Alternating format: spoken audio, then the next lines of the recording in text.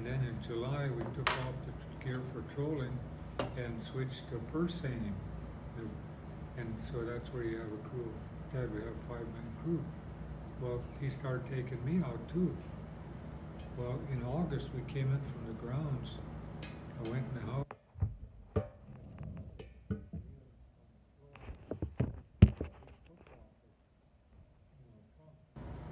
Folding clothes, and I saw that and I said, "What are you doing, Mom?" She said, "I'm folding your clothes." Oh, I felt like I got stabbed. I didn't say anything. I walked out of the house, went out the back door. I went up in the woods and I cried. Jeez, I cried. How And old then were you, Woody? I was 13. Well, not quite 13, yeah.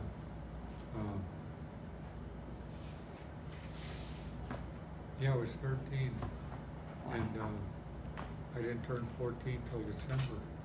So I went back to the house, I didn't say anything. And then when it came time to leave, my mother had decided to send me to my grandparents, her family, in Southern California, rather than send me to a boarding school.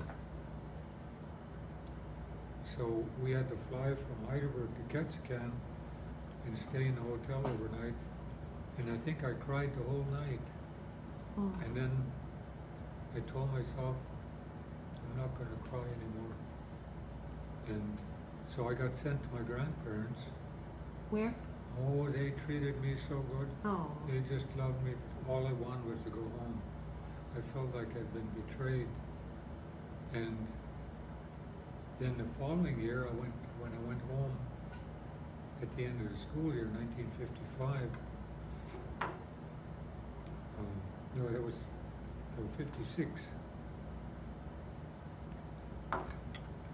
Then I got sent to a Presbyterian boarding school, my younger sister and I. We went to school there 2 years. We'd go home in summer. But Christmas 1957, we went home for Christmas, my two sisters and I. You see, my previous Christmas at home was 1954. So this is now 1957. 3 years. We couldn't make phone calls, there were no telephones. And then they didn't want me back at the school there, at Presbyterian school, because I was such a problem. And it took political influence to get me into the government school, because they wouldn't take me either. So I was there from September 1958 till graduation in May. And I spent 4 months restricted to the dorm. I was always getting in fights or something, you know. All I wanted was to go home. And when I got my diploma, when the superintendent handed me my diploma, there were 108 in my graduating class. I was number 105, and the other 3 didn't get diplomas. So I was at the very bottom. I was 17 years old, and the superintendent handed me my diploma, and he said, "Woodrow, I'll be willing to bet you'll be in prison before you're 19. And in front of everybody? Well, I don't know how many people heard him, but I definitely heard him. And that so angered me. I went to the library. They used to send me to the library instead of study hall or to the gym. And I loved the library. I would read everything, anything about it. But one of the things I found in there was an application to the University of Washington. So I went right from graduation to the library and I got that application. And then we had to travel by boat. My dad had a bigger boat now, he had a 50-footer. And it's about 300 miles by ocean home. And on the way, my mother sat in the galley with me and helped me fill out the application. So when I got home, I mailed it off. And sometime in summer, I got a packet of material with a letter that said, "Take to the local school." So I did, and it was a bunch of exams. Oh. So I wrote all those exams and mailed it off. And damn if I didn't get accepted. So in the fall of 1959, I was still 17 years old. I went to Seattle. I didn't even know what a university was or Right. where it was. So I went out there, and we had to fill out a class schedule, pick out our class. So that's what I did. And I showed up for my first class. It was chemistry and quantitative analysis. Oh. And so the instructor, professor, whatever, said, "Are you sure you're in the right class?" So I showed him my class schedule. There was qualitative analysis, quantitative analysis, and a whole bunch of stuff like that. And he asked, "Did you talk to a counselor?"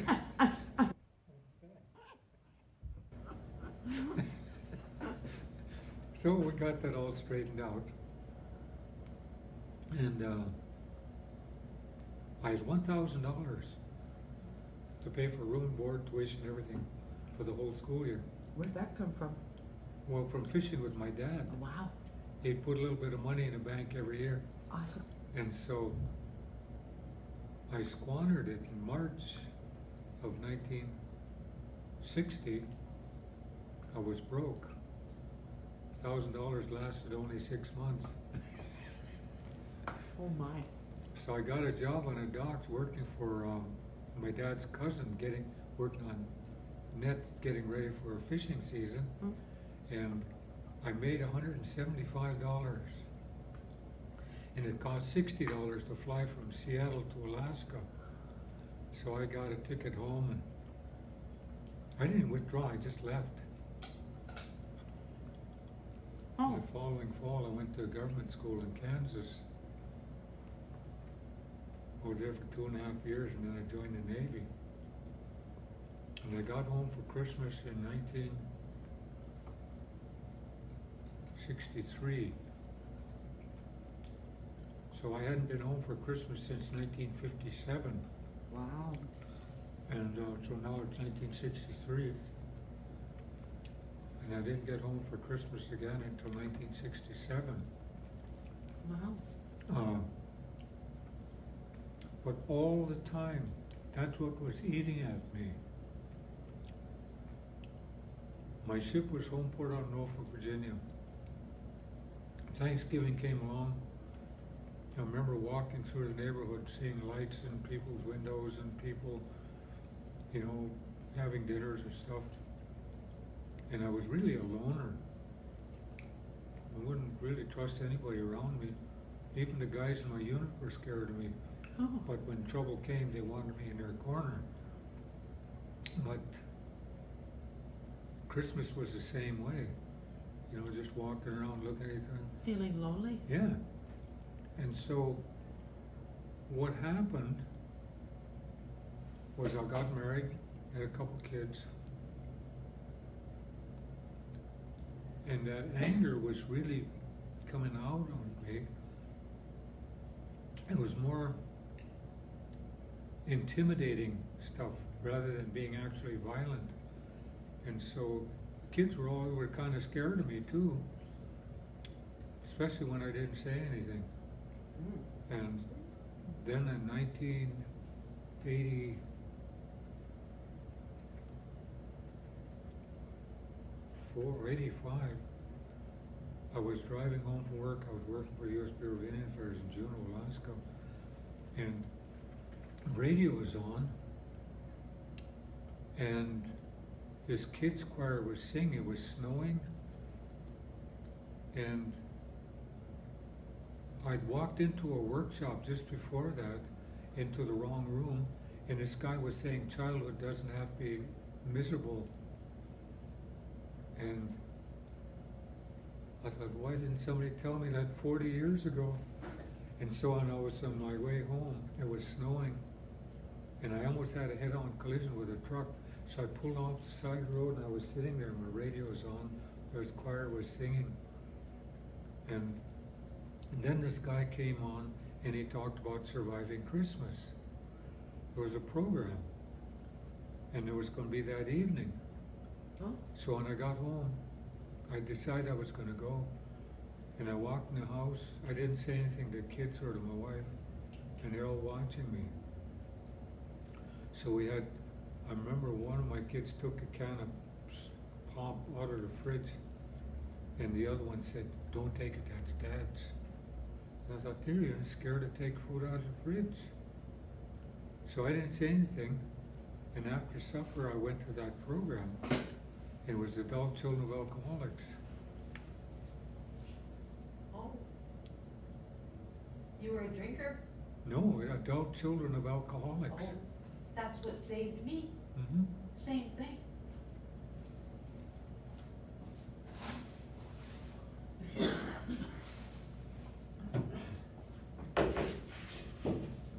It was only this year that I figured it out, Yeah. what all that anger was about. Oh, this year? Yeah.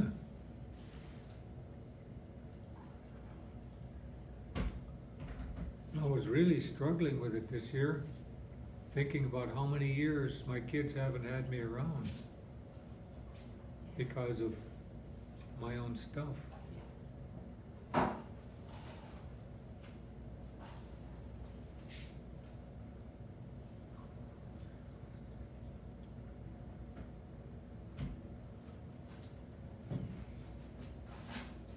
But I got a Christmas tree, and both my wife and I felt just so down, sick. I think we didn't get around to decorating until Christmas Eve. We didn't put much on it, but we did it. And I was really happy to see that little tree there. Well, 6 feet tall. And So that was a happy tree because you have, yeah, so I decided from now on I'm going to spend I hope to spend as many Christmases with my kids as I can. Rather than saying I'm going to, I hope I can do that. it'll make a big difference.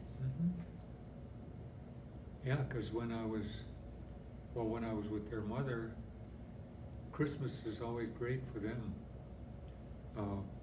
I didn't let this stuff get in the way when the kids were around.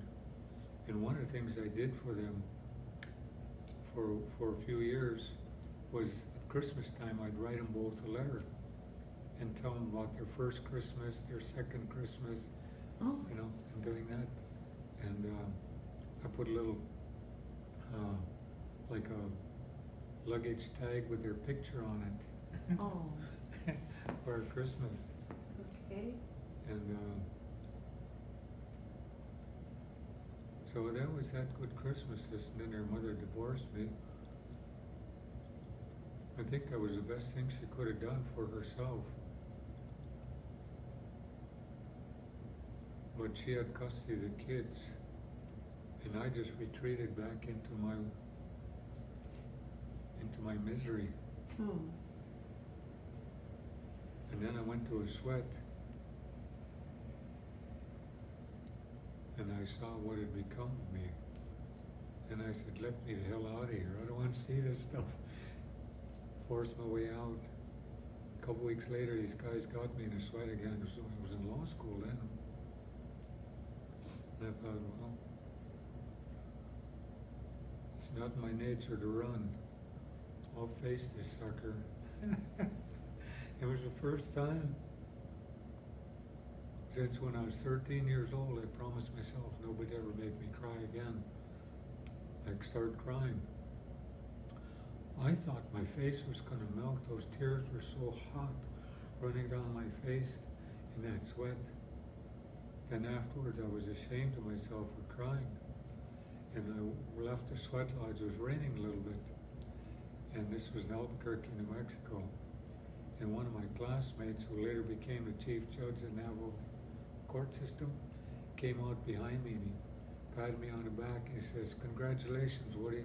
Now you're weak enough to be a man."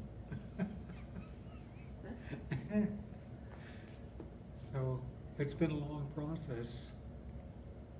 You know, I think this cultural thing, the Aboriginal cultures are very similar, Mm-hmm. and really, in essence, they're all the same in spirit. And there is, it somehow, it seems to me, it's a very gentle way of healing. Mm-hmm. And there's always somebody to care for you. You may brush them off. And To me, keep on. healing is on the inside. The cure is on the outside, but the healing is inside. And by doing these classes, each time I talk about these things, it opens another part of my world that I was growing up with.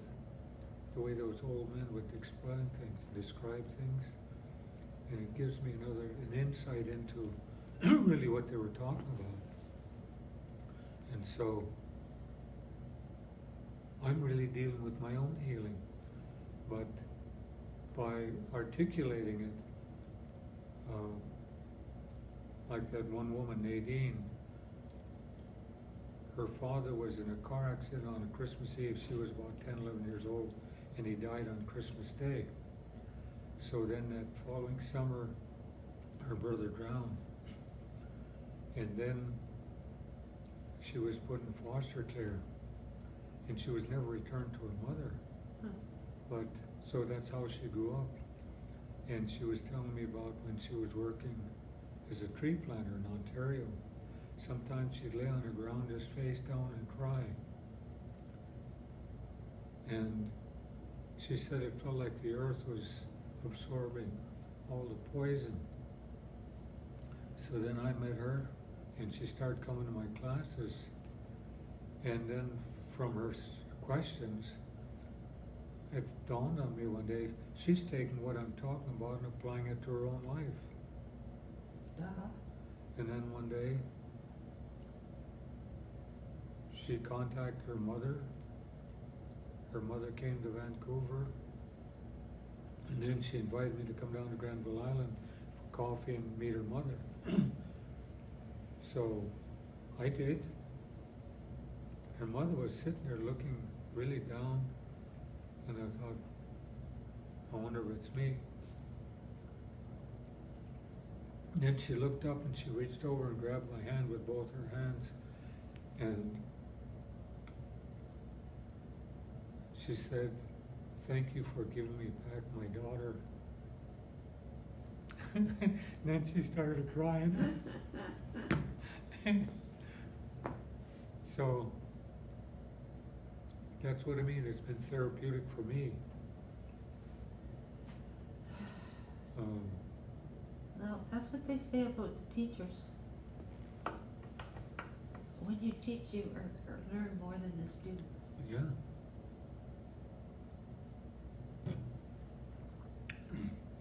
My dad used to not say much about anything.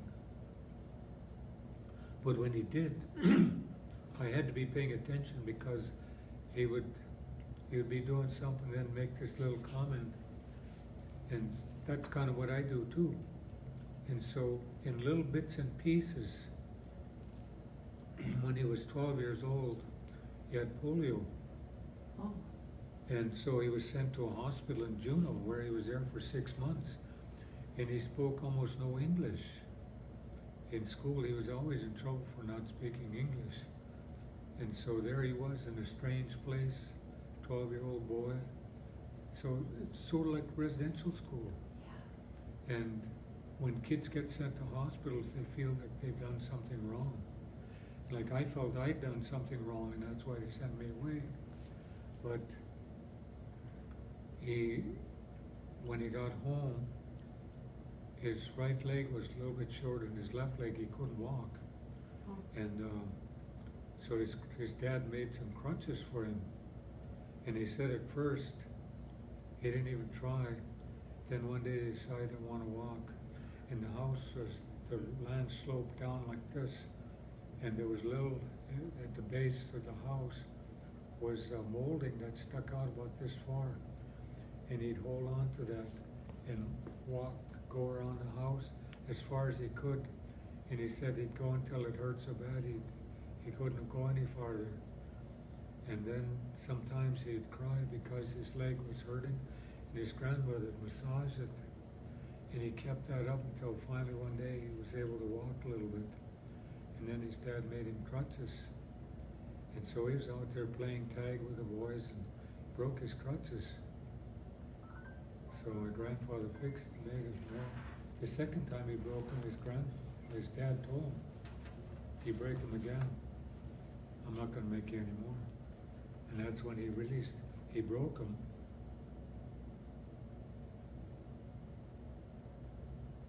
Somebody says I'm on my way on foot. What? Huh? Me? Well, that was you. But anyway, he told me about, that's when he decided he was going to walk, because his dad wouldn't make those fix him any more crutches, so then he really spent his time going around and around the house and learning to walk. But so I learned from him that you don't have to just play the hand that's dealt to you. You take what's been dealt to you and make the most of it. So when I had a stroke and I couldn't walk, I couldn't stand on this leg. When? 2001. Oh. So I'd get out of bed and I'd stand on that foot. See, in therapy, the therapist told me to stand on that leg as long as I could. And it was something like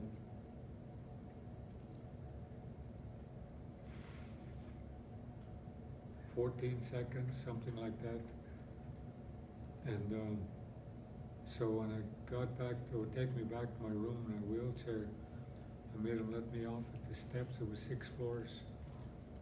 And I pretty much crawled, hopped, whatever. It took me about an hour to make it, but I made it. Then I'd get out of bed and I'd stand on a leg till it hurt, till I was almost crying, get back in bed, and I did that all weekend. On Monday when I went for therapy, he told me to stand on that foot. And I did it for 2 minutes. And he said, "I sure didn't expect that." I said, "Well, what do you expect?" He said, "I thought maybe 15 seconds. But my dad's brother came to see me, and he told me, in our way, when we're hurt real bad or real sick, we don't pray to be restored because we don't know if that's what's meant to be. So we just say, big spirit in the atmosphere, my spirit calls, take a look, see what I need." And leave it at that, and go on, do the best you can. I hated that wheelchair.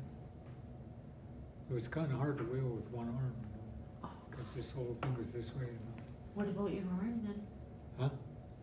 What about your arm? Yeah, my arm was kind of like this, and when I walked, my foot would do this, and so I was in Alaska, and I came here to back to Vancouver, and the gym was 3 blocks away, so I'd go over there, and the therapist gave me this exercise because there was no feeling in this one muscle back there. That's why my shoulder was like this.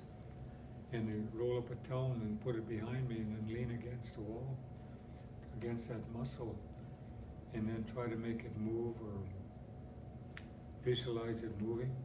But I'd go to the gym and I got tired of standing, so I'd lay on the floor and do that. Sometimes I'd be there for over an hour laying on the floor, trying to get that muscle to move. And one day it did.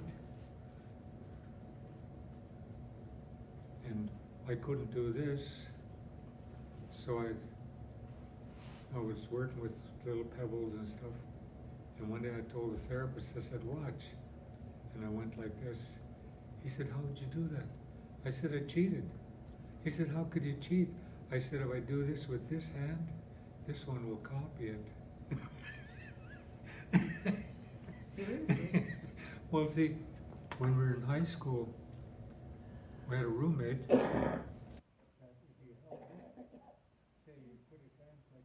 Held a hand on this side, he couldn't move the fingers of his other hand. As long as that one couldn't move, he couldn't move these. And I thought, well, maybe it works the other way too. If this one moves, this one will try it too. So that's what I started doing. So yeah, my face was down like this, Yeah. my arm and my leg. I still have a little bit of it here, and then this arm gets real cold. And this one is a little bit weaker than this one, Yeah. but I just keep working at it. I never would have guessed. Yeah. Never noticed. Well, see, that's what my dad did. He wouldn't give up. I have some stories, like I've seen people do things. It comes from here. So, is there something in the Haida history that helped you be, it helps people be open? I mean, you have to be tuned in for things to come to you. You have to want something and then it comes. Well, it's called ihlgiigaa, a hot mind. If you have a sense of humor, your mind is open. It's another way of saying happy. But when your mind is hot, when you're happy, your mind is open to every possibility. You hear everything, and once you hear it, you can't unhear it. And instead of focusing on problems, you focus on finding solutions. Because people will have a problem and they'll roll this problem over and over and over and over, thinking that the solution is going to come out of that. But instead of doing that, okay, how do I want it to be? How do I want my life to be? And so that's what I say to these families I work with. We know what your life is. How do you want it to be? What do you want? What do you want for your kids? What characteristics do you want in your kids? Well, I want them to be happy, I want them to be trustworthy, responsible, all these other things. So how is that going to happen? You're going to preach it to them? Beat it into them? I guess I got to show them. And it's once you say how you want your life to be, in Haida it says once you can articulate, it actuates it. It sets it in motion, and now this becomes your life plan.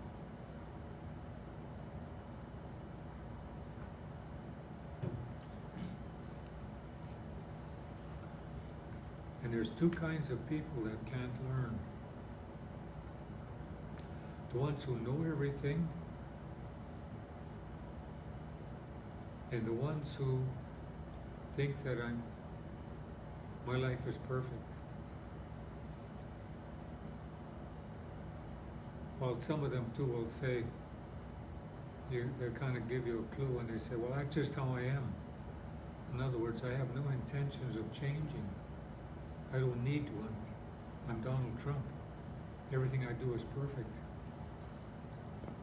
But with a sense of humor, your life begins the first time you laugh at yourself.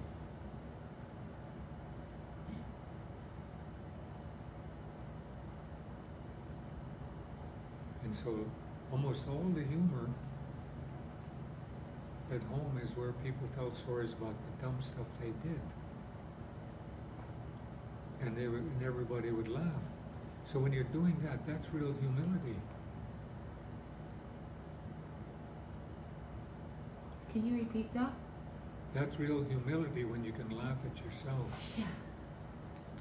Because now you're not putting yourself above or below anybody.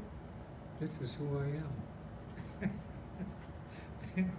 That's why I tell the story of when my mother threatened to put a dress on me. I don't know. I don't know, 8 or 9 years old, somewhere on there. Fall time, stormy weather outside. And we kids would play in the rain, building dams in the ditches and whatever. I went home just sopping wet. My mother made me take off those wet clothes and stood by the wood stove and dried me off, put clean, dry clothes on. Out I went, come back soaking wet again. The third time I came in like that, she said, "You come in soaking wet one more time and I'll put a dress on you." So I went out and of course, I listened, no. Came home soaking wet. And my mother made me go stand by the stove, and I saw that dress hanging over the back of the chair. And I said, "No, I'm not going to wear it." And so my mother went in the bedroom, and she came out, and she picked up that dress. I said, "I'm not going to wear no dress." She said, "Oh, for Pete's sake, I just ironed this for your sister. Here's your dry clothes. Wouldn't fit you anyway." Oh my goodness. It sounds like your mother had quite a sense of humor. Yeah, she had, she wasn't a person, like I said, that spent time with problems. She was always looking for solutions. And we didn't dare do any kind of gossiping around her. If we started telling about somebody, she'd just say, is that your business? No, but is that your business?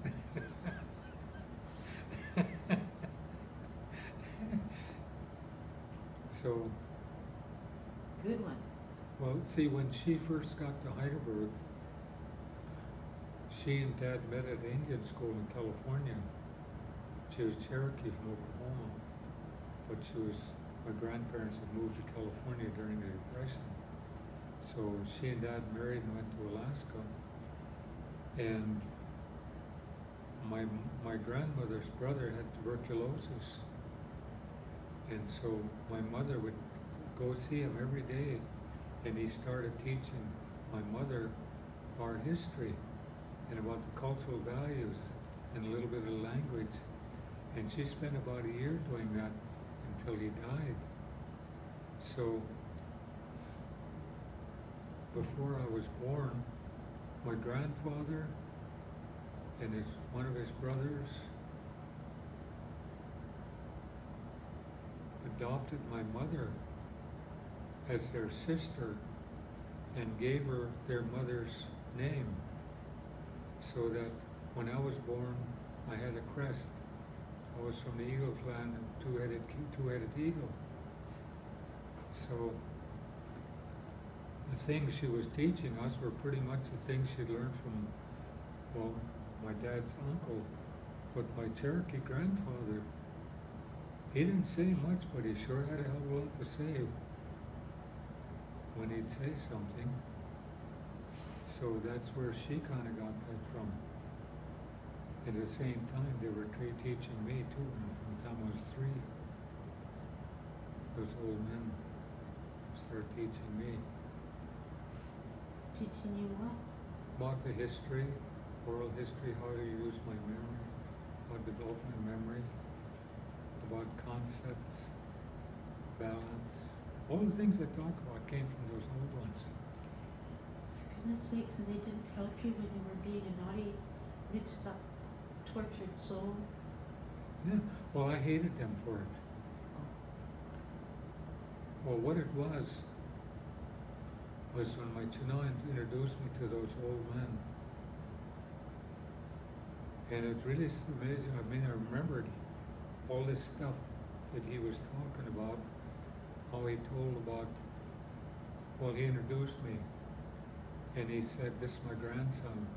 He said, "I had one before him, or 2 before him, and the one, we thought he was the one, but he got sick.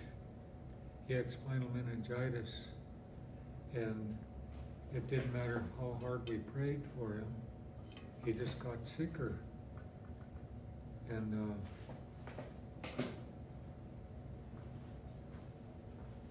oh, you're recording all this? Yeah. Well, what's going to happen to my book? reference material. But anyway, he told him how he had a grandson that got sick and he prayed real hard to Jesus, but he just got sicker, and then one day he went stiff to where it looked like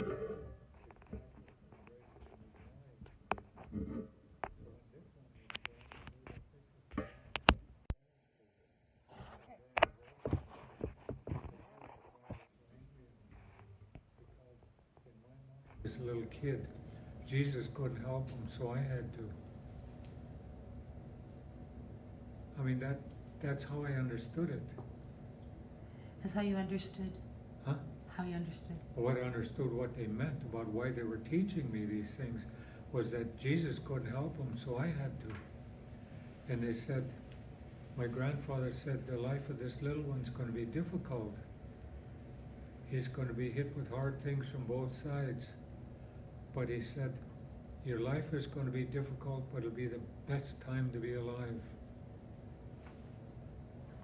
And he said not to worry, because there'll always be someone who will show up to give you the things you need when you need them. And it's always been that way. That's wonderful. From a lot of different places. Once was at an art gallery. There was this Navajo,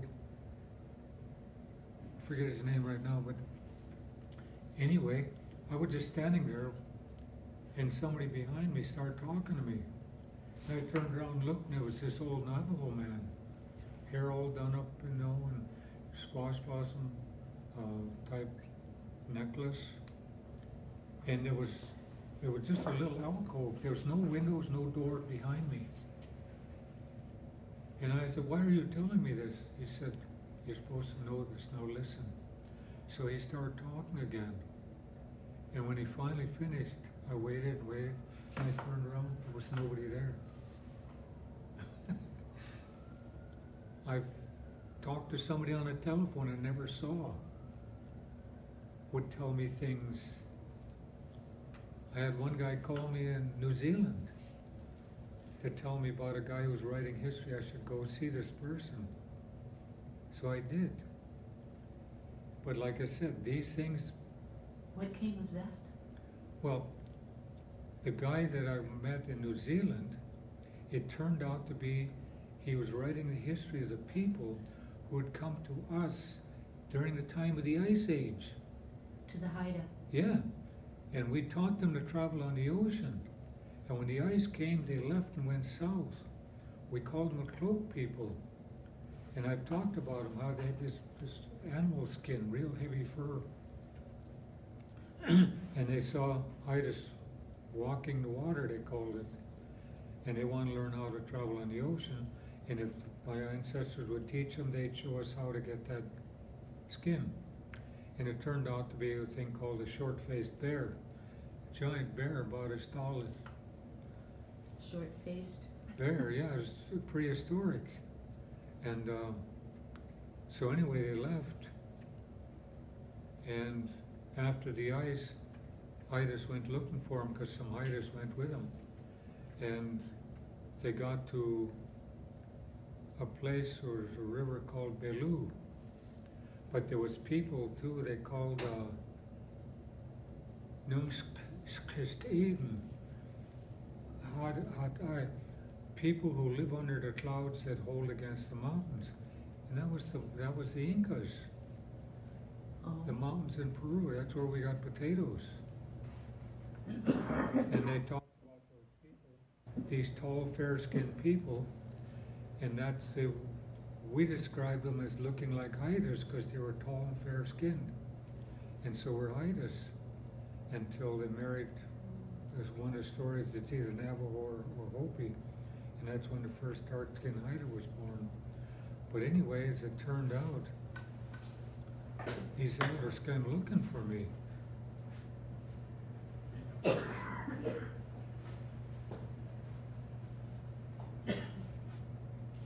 And they invited, this guy that was writing the history said these elders wanted to meet me. I said, okay, can I bring my dad? And they said, bring anybody you want. And so I said, well, there's a Hopi guy here too, Victor Massiep, so I'd like to bring him. Sure. So they came, we met them, they had a minivan, and when we got there, the one guy presented me with a cane, and he said it represented, I think he said, either 5,000 or 9,000 years of their genealogy. And I was the only one that could carry it. So I said, well, my dad was there. I said, my dad's older than I am, so he should carry it for me. So I gave it to my dad. And then they took us to a house where there's a whole bunch of people there. Like it was a big birthday party or something. And they took my dad and Victor and I into a separate room. And these two brothers were the history keepers. And they spent 6 hours, us in that room with them, reciting their history. It was really weird because they were telling a history they couldn't possibly know. It was our history of when they came, and here it was, they're called Waitaha, but they were the people that came. In New Zealand. Yeah, they're in New Zealand. And anyway, the one brother went into this, opened a door, and I didn't see what he was doing, and he stepped out, and he had an armful, like about this big bundle of talking sticks. He said a lot of North American tribes have come to us to try to fulfill a prophecy. And see, when I met the guy at the Waitaha University that was writing that history, he asked me, do you have a tribal name? I said, yeah, Kansana. He said, what's that? And I said, brings a special day. And he sat there staring at me and wondered, did I say something wrong? And he got him, left the room, and he came back, he had a little flat box, and he handed it to me. And then he handed me 4 pieces of jade. And I opened that box and there were owl feathers in it. And so anyway, when I met those history keepers, see, when we arrived in New Zealand too, immigration people took me aside. And my dad was 83 years old, and it scared him. He thought he was going to be alone. And his English was, so he followed me. And I asked, what did I do wrong? And I said, you didn't do anything wrong. Your passport's expiring in 3 days. So I said, okay, I'll make arrangements then to leave before that. So anyway, they started telling us about this prophecy that said that when this person from the north arrives, it will signal the dawning of a new day for the peaceful ones to take over. And he said, and then he showed me that bundle of talking sticks, and these people coming from North America were trying to fulfill that prophecy. And I'd never heard of it. And he said there was a couple things we didn't tell him.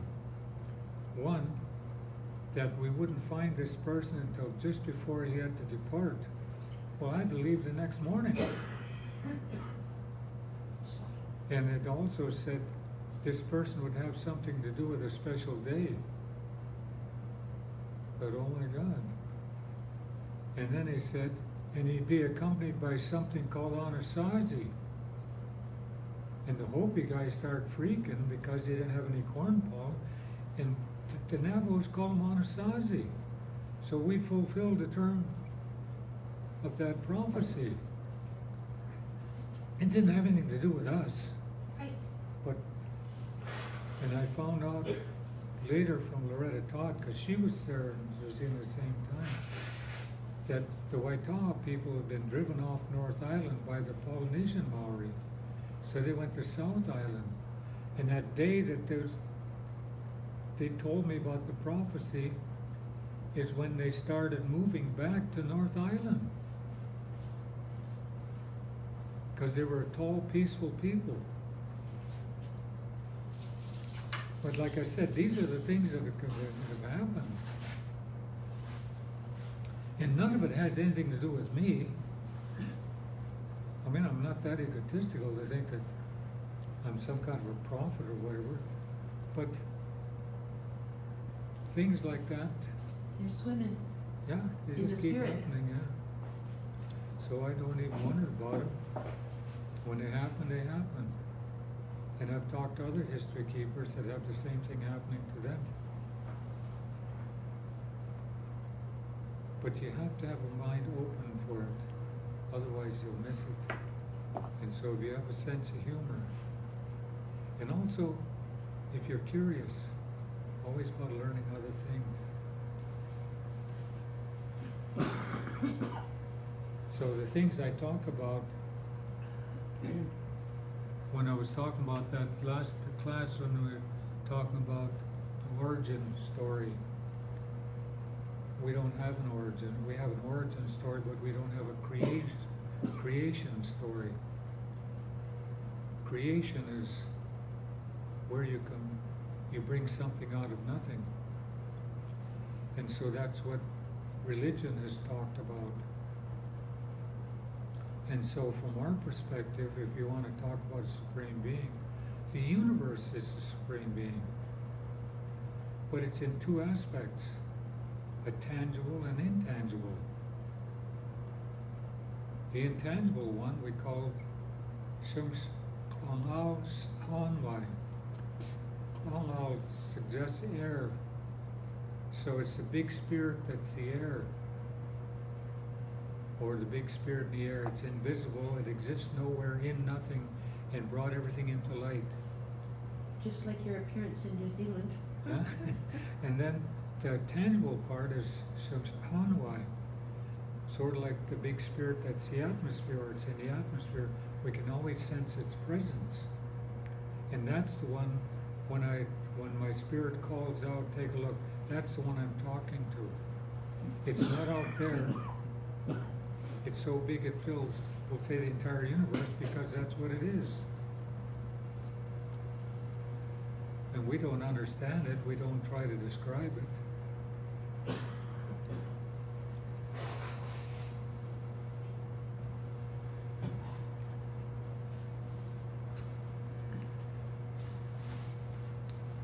So when after I graduated from law school, Yeah. in 1982, I went home and I introduced my new wife to my grandmother and one of my dad's younger sisters. And so we were sitting in her kitchen, my grandmother's kitchen. So I asked her, I said, "Nan, what Shungs Hanwai?" Oh! She went like that and it scared me. Say it again. Shungs Hanwai. Shungs Hanwai. Hanwai. Big spirit in the atmosphere, that's the atmosphere. Oh, And can you spell that? Huh? Can you spell it? It's in the paper. Oh, That okay. Kennedy. Alright, That's the tangible one toward the bottom of the page. got it. And she said,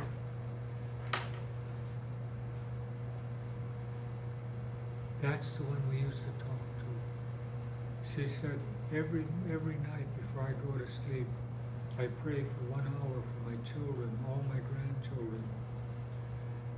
And then in the morning when I wake up, I do that again. I pray for everybody for 1 hour. But always it feels empty right here. And she said, "That's what it is. Hanwai. This is where the spirit dwells." And she started talking about it, and I'd ask questions as we went along. And sometimes she'd switch to Haida, and my dad's sister was completely fluent in our language. And so she would translate for my wife and I. And then afterward, my grandmother, she just went on for over an hour. And my grandmother said she was really tired and she had to go lay down. So then my aunt asked me, "Where did you learn these things?" I said, "That's what Shannon, those old ones, were teaching me." She said, "I never heard any of this." But, so that was the validation, you know, that I didn't even know where that word came from when I asked her. What word? Strathcona. Okay. And Strathcona is Hanwa, the big spirit that's the air. It's so big it fills everything, every fiber of my being. So it's right here, it's not out there. And I can't pray for anybody else because I can only deal with me, what I need. And I can't really know what I need because my healing begins when somebody else does diagnoses me. Really? Yeah. So I can't diagnose myself. I don't know enough. I can't see myself. That's the same thing for everybody? Yeah. Okay. Well, I Just jokingly tell people there's 4 things I can't do. One, I can't name myself. Because in Haida, a name isn't a label. It's a concept that describes your character and your temperament. And so, I can't know myself to know what my temperament and my character is. Somebody else has to see me actually doing what maybe I can think that's just what I am, but unless somebody else witnesses it, it didn't happen. And secondly, I can't tickle myself. And thirdly, I can't doctor myself because my healing doesn't begin until somebody else diagnoses my problem. And the 4th thing is, I can't lick my own elbow. And my grandson did it. I don't know. He was just a little kid when he did it. But I tell people, I know when I'm not looking, you're going to try it. But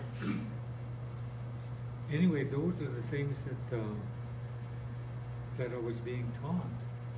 And so I wrote a letter to my grandmother when I was in law school and to one aunt who was one of our history keepers from the woman's side. And I wrote it all down and I sent it to her. And then when I got home, I asked her, "Did you read my letter?" She says yes. And my aunt Alju's read it.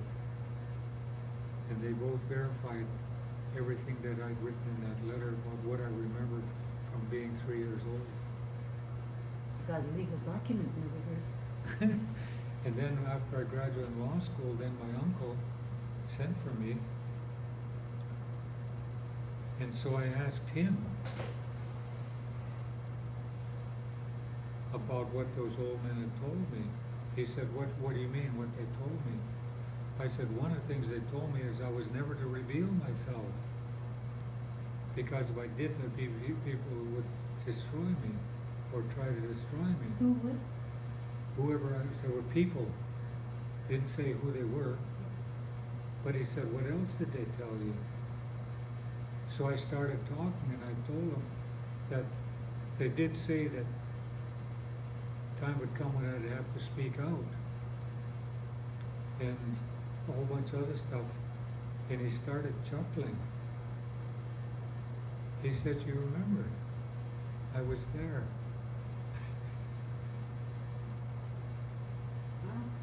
He was there.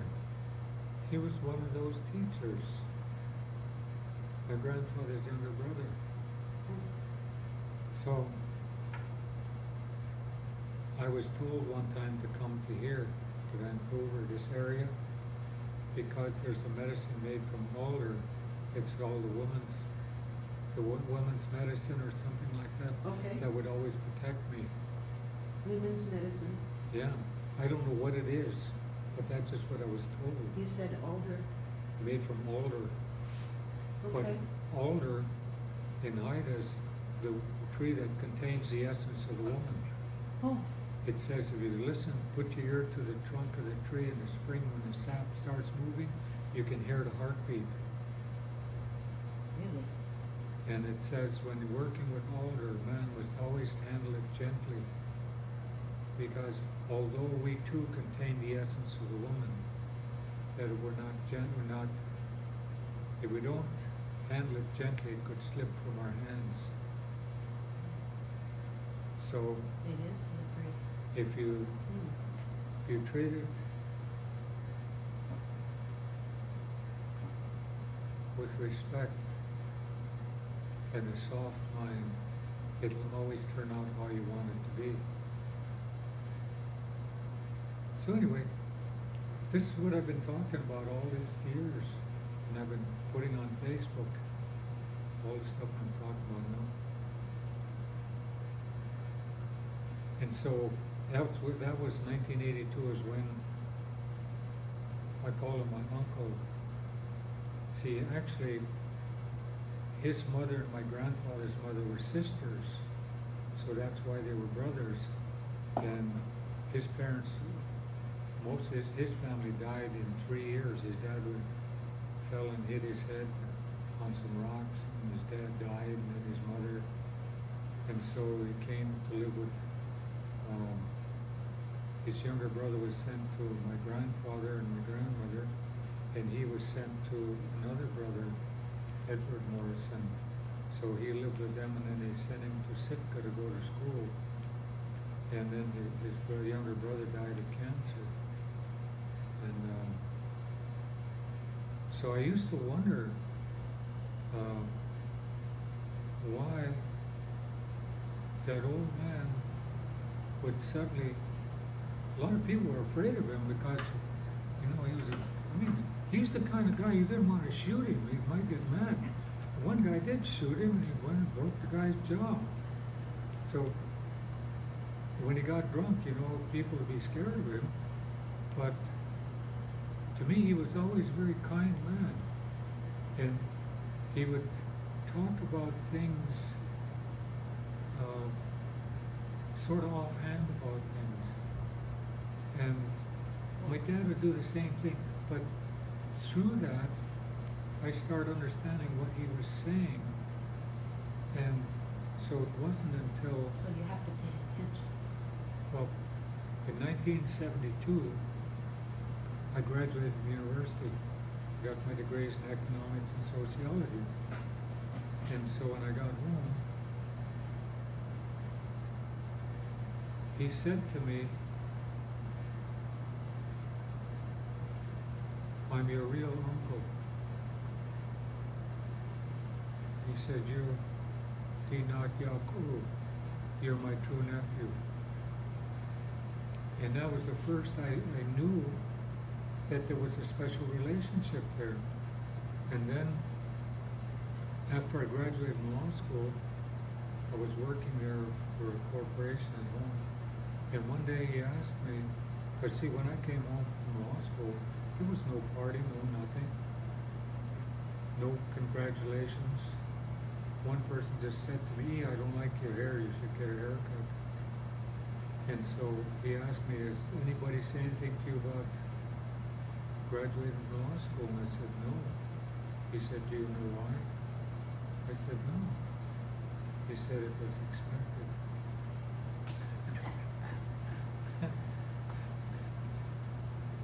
Because that's what my grandfather said. This is the one he talked about how my grandfather would travel to Washington, D.C. He'd get donations from people in town, 50 cents, $1, whatever. And he said he was trying to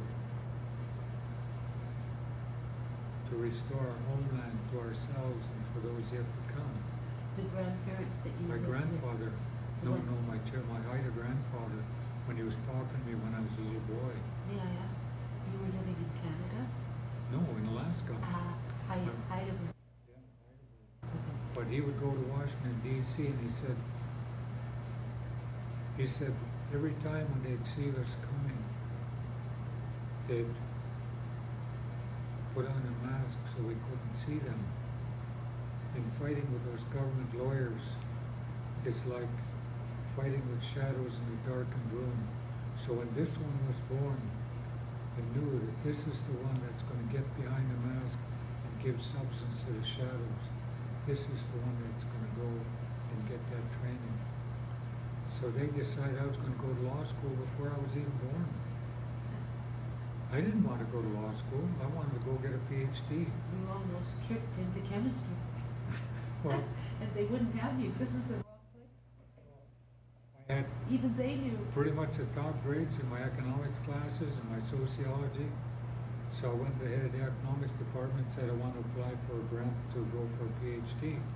And he said, no reputable school will have you. I said, what? I said, look at my grades. He said, that has nothing to do with it. He said, every time when you put together an economic model, you insist on putting the environment into it. And I keep telling you, it's an externality. It affects nothing.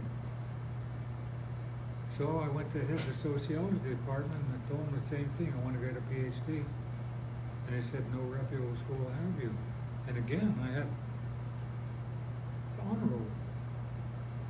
Then I said, why? He said, because sociology is about conflict. And you're talking about cooperation. You'll destroy the world of sociology. So I said, okay, how do I go to law school? And I was in Morrison, Minnesota, at University of Minnesota, their campus. And they said, well, you have to contact the main campus in Minneapolis. So I called them and asked, how do I go to law school? And they said, well, first you got to sign up to take an LSAT. And I said, what the heck is that? Well, it's a law school aptitude test.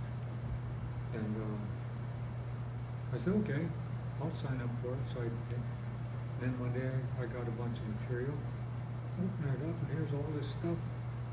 So I started reading through it. Then one day I got a notice as when this exam's going to be. So I went and wrote the exam. And I applied to Stanford, UCLA, and the University of New Mexico.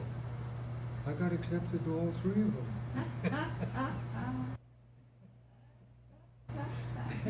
You were sorry. Doors slammed in your face. Sorry. Bye. I didn't even study that stuff either. Finally, you get to the place where you're supposed to be. And Yeah. And then I was supposed to go in 1972. And I went home. My wife and I both graduated from the University of Minnesota. And we were in Anchorage. And I got a letter from UCLA because I decided I'd go there rather than Stanford or the other one, the University of New Mexico. And they sent me a letter asking when to expect, when I may arrive. And I wrote and told them I changed my mind, that my daughter's only 2 years old and I think the smog in the Los Angeles area wouldn't be very healthy for her. And I wish I'd kept the response. What they said was they thought, we think that our academic program is good enough to offset any negative environmental factors. So I went to work, and then in 1979 I thought, I better finish this. So I wrote to the University of New Mexico and said I wanted to attend because I had been accepted there. And they said, you'll have to go and take the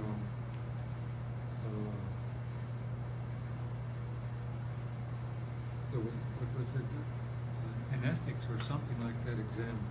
And I said, if I'm going to do that, it's going to cost me a lot of money because I'm 400 miles from the nearest city. So to go into Anchorage and do that. And they said, okay, write us a letter and tell us what you've been doing since you got your undergraduate degree. So I did. And I got accepted for their summer Indian law program. So I went to Albuquerque. how It's been- did that was too. Well, They went on and- life experience. And so my acceptance into law school is contingent upon what I've been doing with those life experiences, Yeah. and also with how well I performed in taking this law course this summer, Indian Okay. law. So I got accepted. And I almost flunked out. Oh. I got to the end of the first year, and my wife wrote me a letter saying she wanted a divorce. And this was the night before final exams were to begin. Bomb. I bombed five, I got 5 B's. And so the head of the dean suggested he knew how hard I was working and what had happened. So he suggested I take off a semester, so I did. Then I went back and I had to make up those 11 units, and I needed 15 credits to graduate. And I told him I want to take the whole thing. Pardon? When I got to, the end of my second year, I needed 15 credits to graduate, and 12 was a full load. And he suggested I split them into 2 semesters. And I said, no, I'm going to go for it. He said, okay, but it's your tale. And I said, okay. I made the honor roll. That's really awesome.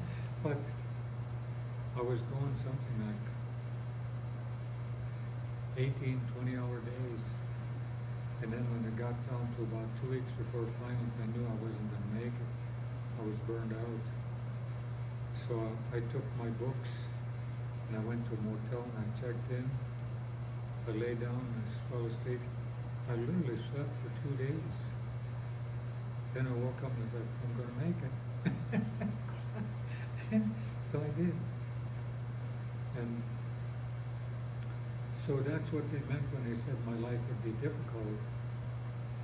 But there would always be something there that's going to help me when I need it.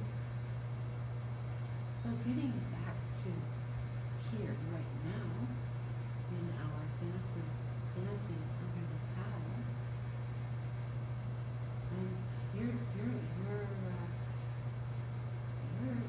this is about women dancing under the paddle. Yeah, well, that's when in 1982 my uncle said they were going to pass that dancing under the paddle ceremony to me, that my grandfather had been the keeper. And the last time he did it was 1940, but it was done in secret because it was against the law. Right.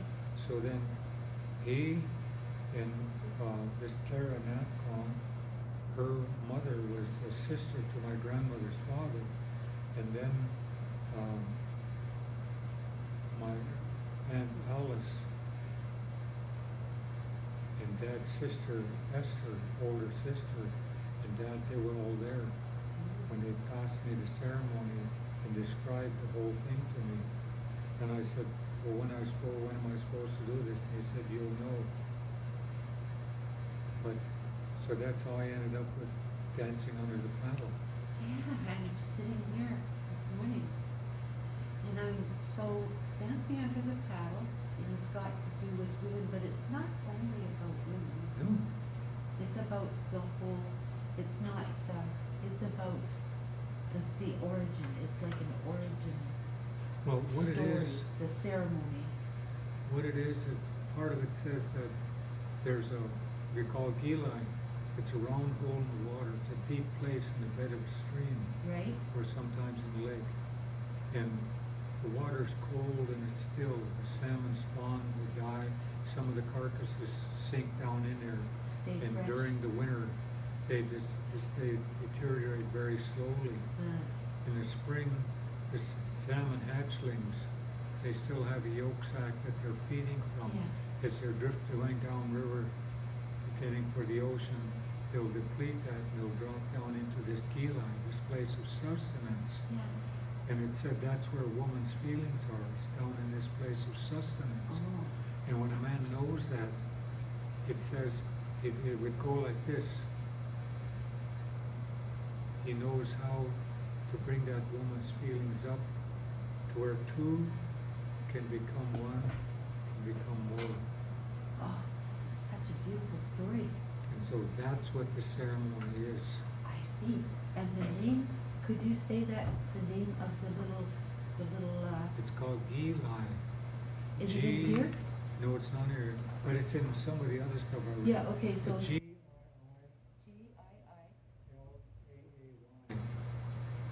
ihlgiigaa. Ihlgiigaa. Ihlgiigaa, yeah. Ihlgiigaa. It's just a deep It's a hole. repository. Yeah, it's a deep hole in a stream bed where the water's still.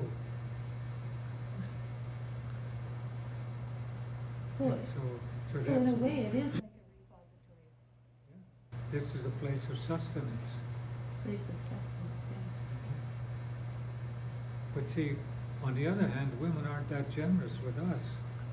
They say we're like a feather on the surface of the water, wind blows us around.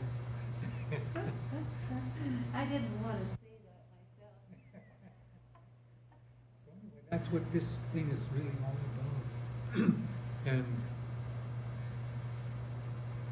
I've written some of this stuff down, but I've never really ever told it to anybody. What's that? What I've been talking about. Oh, I see.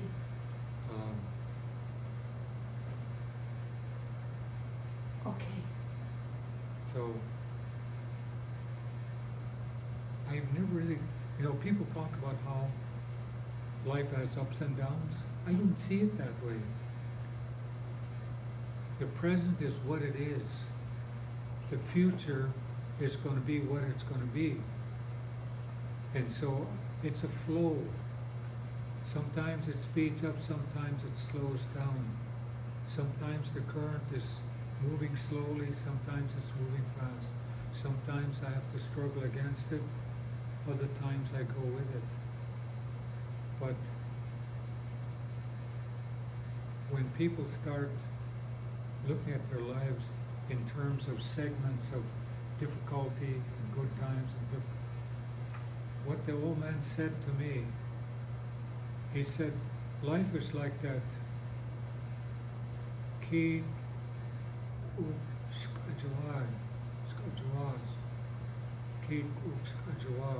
that's a sea lion's heart that's been thrust up out of the ocean. It's a big rock. When the weather's good, it's warm and dry. When the weather gets tough and the waves start crashing on that rock and the rain's pounding and the wind, you gotta hold on because the weather's gonna change. Some people come to storms. Others look forward to the weather, good weather. They look forward to the good weather. Yeah. Yeah. So instead of seeing ups and downs, sometimes the weather turns sour. You just hold on. It's like that. Cleat is a sea lion. Kook is a heart. Skajawaz it's been thrust up from under the ocean. So there's a big rock out where on our fishing grounds that looks shaped kind of like that, and so that's what it's called. Kate Cooks Kajawaz. Say that. Is it written in? Kate.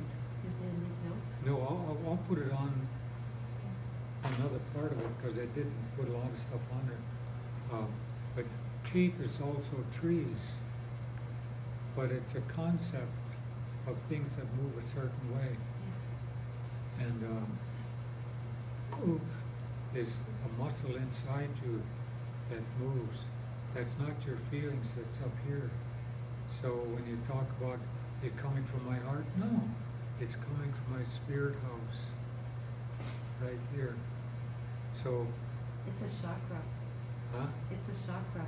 Yeah, well, the heart, well, when you get excited or whatever, you can feel it. There's actual sensation.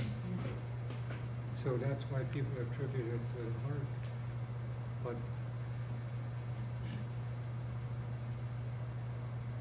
so that, and then the village, our first Strathcona village from our clan was called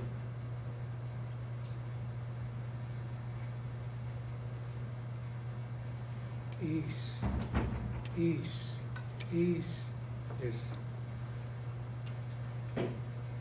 is a rock that's sticking out of the ground. See, at the time of the Ice Age, when the ocean level was low, what's now called Angara Island wasn't an island. It was just a rock sticking out of the ground over the beach. And then gradually got trees and stuff on it. And so when my ancestors moved there, it was still sort of attached to the Haida, the islands. And then gradually it became an island as the ocean came under. So it was, and the first settlement there was called East Lanai. is it's a large camp on a rock sticking out of the ground or out of the water.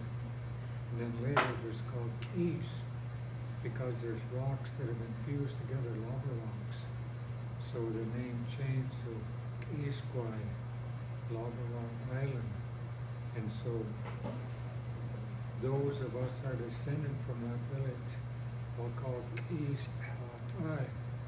Keys is it's fused. There's different colored rock fused together, and it suggests a unit complete unto itself, but also something very old.